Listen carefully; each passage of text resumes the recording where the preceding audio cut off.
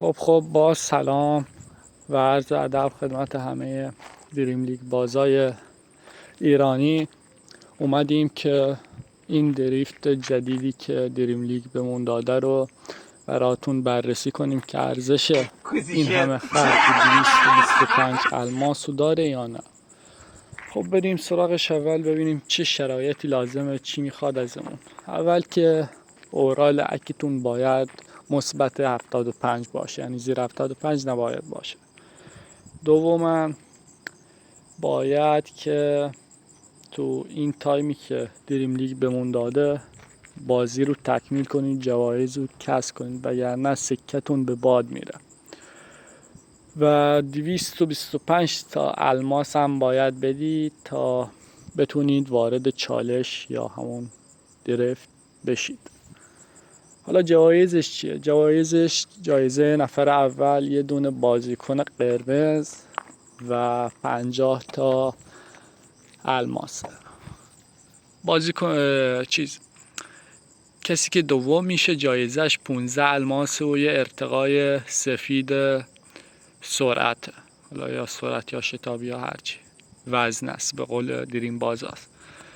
و نفر سوم 5 تا کلا دونه الماس میگیره و یه ارتقای سفید سوت یا همون شوت و تکل و این چیزاست.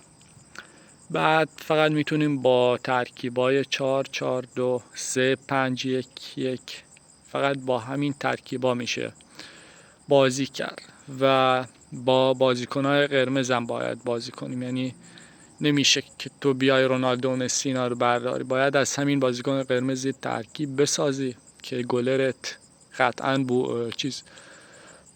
بونو هست، گلر مراکشی.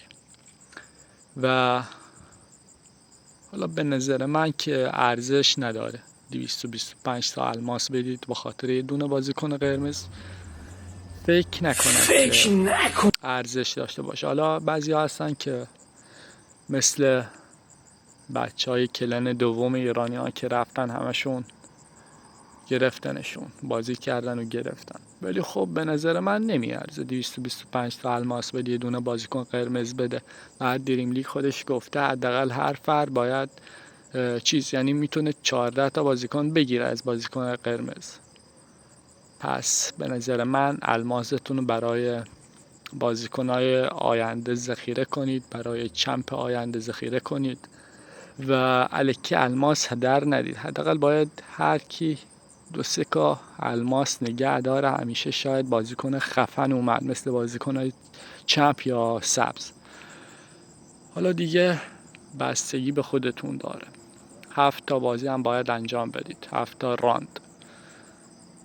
به نظر من الماس جمع کنید. حالا بریم یه سر بزنیم به کلن اول ایرانیان که 12,700,000 تا الان جمع کردن.